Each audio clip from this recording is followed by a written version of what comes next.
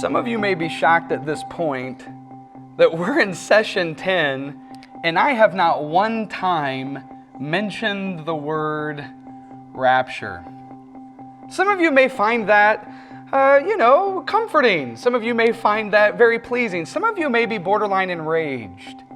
A lot of times I'll get the question, what about the rapture? What do you think about the rapture? And usually my response is, time's up. I guess we need to go. But since we're at videos, I can't do that because I know the time's not up because I can see the clock over to my left. So we'll deal with the rapture. And this is my basic answer. I'll give you my answer. I'll give you a couple seconds to get mad, and then I'll explain why my answer is what it is. Okay, here's my short answer. What about the rapture? I don't believe in it because it's not biblical. Hopefully that gave you enough time to be mad. Now let me explain why. Here's the two reasons why I do not believe in a rapture. The first reason is because of history, and the second reason is because of the Bible. So let me deal with the first reason. The history of the rapture is pretty fascinating because even though here in the 21st century, it's one of the dominant understandings of the book of Revelation, of what it should deal with, of how the world will end, the fascinating reality is the very first time in the history of the world that the concept of the church being pulled out of the world, either before, in the middle, or after a time of tribulation, the very first time that was mentioned was in 1830 by a woman named Margaret MacDonald. She was from the United Kingdom, and she put herself into a self-induced fever, a trance-like state, so that she could have a prophetic utterance. And in this trance, she ends up communicating the idea of the church being pulled out of the world as things were getting bad, as tribulation was beginning. I know this because actually I have in my office, I have a copy of Margaret MacDonald's letter that she wrote in this prophetic trance. But for 1,800 years before this, no one had even heard of a rapture, or even the idea of the church being pulled out of the world. But in 1830, Margaret MacDonald gives this prophetic utterance. And a guy by the name of John Nelson Darby catches wind of it and ends up putting theological muscle around this idea. For 6 times over the next couple of decades, he would come from the United Kingdom over to America, bringing this rapture theology, establishing and working with a group known as the Plymouth Brethren, who were teaching this new theology, this new rapture teaching. John Nelson Darby left such a vast legacy that eventually, through the work of the Plymouth Brethren, and as it began to expand, it influenced a man by the name of Cyrus Scofield. You might recognize his name, because at the turn of the 20th century, one of the most popular Bibles that was selling at the time was the Scofield Reference Bible. Some of you may have Bibles like that NIV Study Bible, where at the top you have the Word of God, and at the bottom you have notes that help you understand and interpret the inspired Word at the top. The problem is that many people forgot to distinguish what was at the top from what was at the bottom. And the Scofield Reference Bible was the very first study Bible, and people loved it. But in those footnotes, underneath the Word of God, Scofield talked about this rapture theology, and as the Bible sold, so did the rapture theology. Also around this time, one of the most influential evangelists of the early 20th century was known as Dwight L. Moody. And Dwight L. Moody believed in a rapture, and everywhere he went, he would establish churches teaching this rapture theology. Eventually, it influenced a guy by the name of Billy Graham, who in the 1970s wrote a book called Approaching Hoofbeats, where he talks about this rapture theology. Now, I will say Billy Graham has recanted since then, but in the 1970s, if Dwight L. Moody is the best evangelist in the first half of the 20th century, Billy Graham's kind of hard to beat in the second half.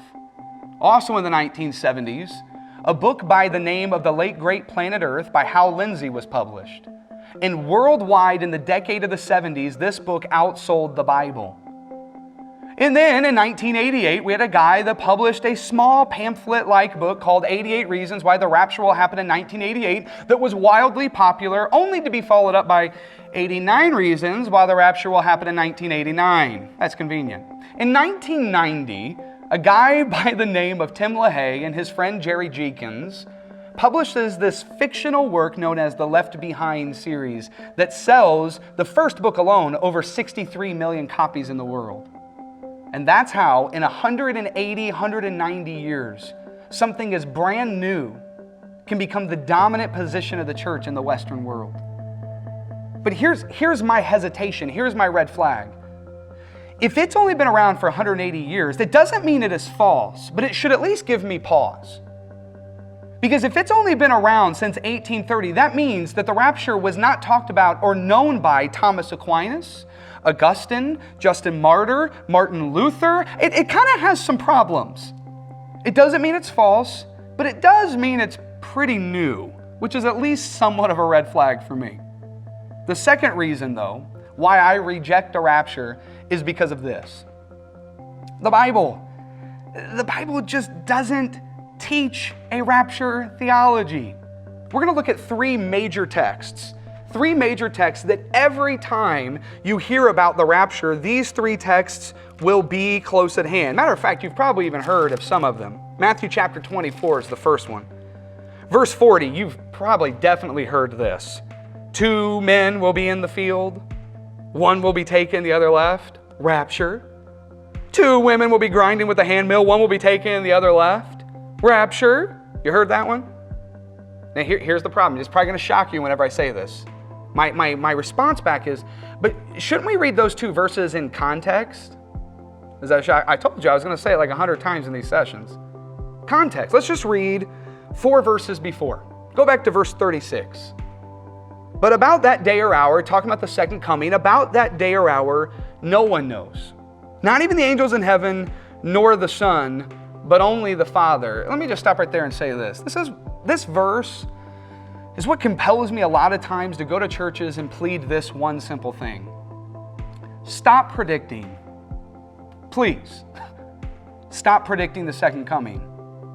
It is absolutely foolish to try to outdo Jesus. I mean, he flat out says, about the day or hour, I don't even know. I've had people even say to me, well, we may not know the day or hour, but we can know the month and the year. Are you kidding me? You think that's really what Jesus is saying? Come on. Here's the reason why I say stop predicting. Number 1, it tries to outdo Jesus. Why do that? Number 2, every prediction has one thing in common. They've all failed. There's a pretty famous one. May 21st, 2011, Harold Camping. I know that date because May 22nd is the date that the tornado ripped through Joplin. But May 21st, Harold Camping had made this prediction that the rapture would happen that day. I have a missionary friend in Zimbabwe. He said, do you guys have the billboards that, say the rapture's coming May 21st? And I was like, yeah. He goes, we don't even have cell phones in Zimbabwe, but we have a billboard from Harold Camping saying the world's going to end May 21st.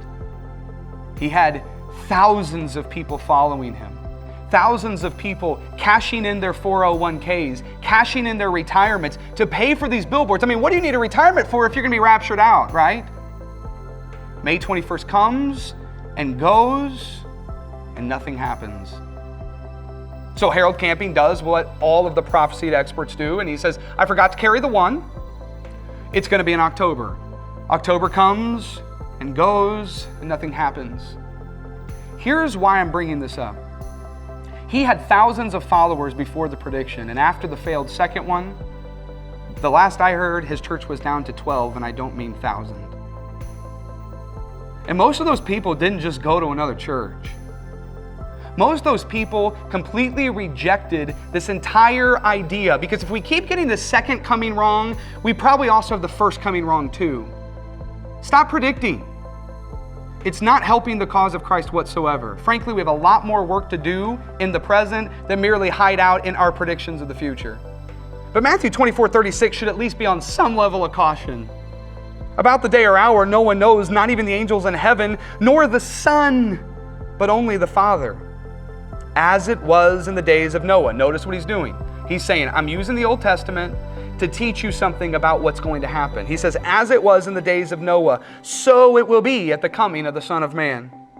For in the days before the flood, people were eating and drinking and marrying and giving in marriage up to the day Noah entered the ark. Now, the tense or the number of each of the pronouns are very important. Here so far, when it's talking about people, that's plural. People were eating and drinking and marrying and giving in marriage up to the day Noah, singular, entered the ark. That's important for the context because of this next verse. And they knew nothing. Who's the they? The people that are outside the ark, that are eating and drinking and marrying and giving in marriage. They knew nothing about what would happen until the flood came and took them all away. Here's why this is important. In the days of Noah, the good people were put in the ark and the bad people were not. They were left out. And whenever the flood came and swept away the evil, the good people were left on the earth, right? Remember, this began by him saying, for as it is in the days of Noah, so it will be at the coming of the Son of Man. For in the days before the flood, the people were eating and drinking and marrying and giving in marriage up till the day Noah entered the ark, and they knew nothing about what would happen until the flood came and took them all away. That is how it will be at the coming of the Son of Man. Did you hear that? That is how it will be at the coming of the Son of Man. What? That the evil will be swept away, but the good will stay. Then right after that, the evil swept away, the good stay, he says, 2 men will be in the field, one will be taken, the other left. Who's taken? Well, if it's like the days of Noah, the evil are taken and the good stay. 2 women will be grinding with a handmill, one will be taken, the other left. Who's taken? Well, if it's like the days of Noah, the evil are taken and the good stay. Here's one of my key problems with the rapture. They have the wrong people leaving. The good aren't taken out of the earth. The good stay. It's the evil that are pulled away. Read the verse in context. But hey, you take the Bible out of context, you can make the Bible say whatever you want. You leave it in context, and it might even challenge some things that you hold very near and dear. Oh, let's look at another text. 1 Thessalonians chapter 4. That's a big one. 1 Thessalonians chapter 4, verses 13 through 18. It's actually the Latin version of this particular text, is where we even get the word rapture associated with this idea of going up into the air. Because in English, that word never appears in the Bible. But chapter 4, verses 13 through 18 of 1 Thessalonians, we must keep it into the context of verse 18. Verse 18 says, therefore, whenever we come to that, I teach my students, whenever you see a therefore, you always need to ask, what is it there for? It's a climax, it's a conclusion. It's been building an argument that leads to this key point. Therefore, verse 18 says, encourage one another with these words. Whatever it is that he teaches in verses 13 through 17, it must be something that encourages the people of Thessalonica. We cannot take it away from the first century and throw it into the 21st century. It must be speaking to them at least first, because we're overhearing a conversation, remember. In verse 13, it says, brothers and sisters, we do not want you to be uninformed about those who sleep in death, so that you do not grieve like the rest of mankind who have no hope. Here's the context. The church in Thessalonica has Christians that are dying. Christians that are dying before the second coming. And the question is this, if they die before Jesus comes back, do they just miss out? Do they not get to go to heaven? What happens to them? And Paul says, whoa, we need to talk. He says, I want to talk to you so that you're not uninformed, so that you grieve like the rest of mankind who have no hope beyond the grave. He says, for we believe that Jesus died and rose again. And so we believe that God will bring with Jesus those who have fallen asleep in Him. Notice what he emphasized there. He says, I know you're worried about your loved ones that have died, but they're actually in a better position than you. Because when He comes back, He will come back with those that have fallen asleep in Him. According to the Lord's word, we tell you that we who are still alive, who are left until the coming of the Lord, will certainly not even precede those who have fallen asleep. You notice the emphasis? He's saying this, listen, your loved ones that have died, your loved ones that maybe even have taken a stand in the face of the Roman persecution and maybe even were killed themselves, We will not precede union with Jesus first. They will be there first. They're even in a better position than you. Verse 16, for the Lord himself will come down from heaven with a loud command, so much for a silent rapture, a loud command, with the voice of the archangel and with the trumpet call of God, and the dead in Christ will rise first. Your family is first. After that, we who are still alive and are left will be caught up together with them in the clouds to meet the Lord in the air. Oh, and that's where people say, rapture, I knew it. Okay, hold on. Let's keep it in context. If this is talking about an event that would happen 2,000 years away from the time of Thessalonica, from the time that Paul wrote this letter, how would it encourage them if they read this to each other? Remember verse 18. Encourage one another with these words. It must impact something that they're experiencing right then. If their loved ones have died and they're worried not only that those loved ones may miss out, but maybe they will never be reunited with them, all of a sudden you read it through that lens and verse 17 comes a lot more clear. After that, we who are still alive and are left will be caught up with them in the clouds to meet the Lord in the air. Let me tell you, they're not thinking of a rapture. They're thinking of hugging their loved ones that have died but are coming back with Jesus at the end of everything. As a matter of fact, the very next phrase says, and we will be with the Lord forever. It's not like we're going to go hang out for 7 years and then come back down. No. As a matter of fact, the Greek word apantesis is the word that we have for meet. And the word that we have for meet is a word that means when an emperor is coming into your city, you don't let him get all the way to the city gates before you go out and meet him. No. What you do is you go out way far beyond the city gates and you meet him and you join his parade as he comes all the way back to your city. That's the word that is used here. Paul is saying this. I know you're worried about your loved ones that have died, but I'm telling you, they're actually already with Christ right now. They're there first. But when he comes back, we won't even have to wait for him and them to get down here to earth. He will allow us to meet them in the air, to embrace them as we join the procession back down to earth, because we're still going to use this place. And in that context, verse 18 makes perfect sense. Therefore, encourage one another with these words. Become emboldened that you can lay your life down for the gospel, because if you do, you win. Like Jesus, you win. It's not about prediction. It's not about some future rapture. Matter of fact, the very next verse in chapter 5, brothers and sisters, about times and dates we don't need to write to you, for you know very well that the day of the Lord will come like a thief in the night. That's the very next verse. Times and dates? I mean, listen, it's kind of one of those things where we're trying to predict the rapture. Here's what's weird about it. Why is it that the concept of Jesus' second coming is always referred to as a thief coming in the night? Can you predict how a thief, or when a thief's going to come? I mean, can you predict when a thief is going to come and break into your home? No, you can't predict it. It happens unexpectedly. There are no signs. There's nothing you can do to predict it, but you can prepare and be ready for it. That's the emphasis of this text, and frankly, even Matthew 24. Matthew 24 ends at the end of 24 and into 25 with four parables that say this. You don't know when he's coming, so stink and be ready. You have no idea when he's coming. So quit trying to predict. Just be ready so that when he finds you being faithful. Prediction gets us off the hook. Prediction obscures what it is the message is trying to say. The problem is the rapture is not to be predicted, but the rapture itself is not even testified in history or in the Bible. Let me give you one last passage. A guy by the name of M.R. Dahan says Revelation chapter 4:1 is the most clear reference in the entire Bible to the rapture. And my response to him is, that's my problem. That's my problem. Listen, this is their rapture passage. After this, I looked, and there before me was a door standing open in heaven. And the voice I had first heard, who is the I here, by the way? It's John.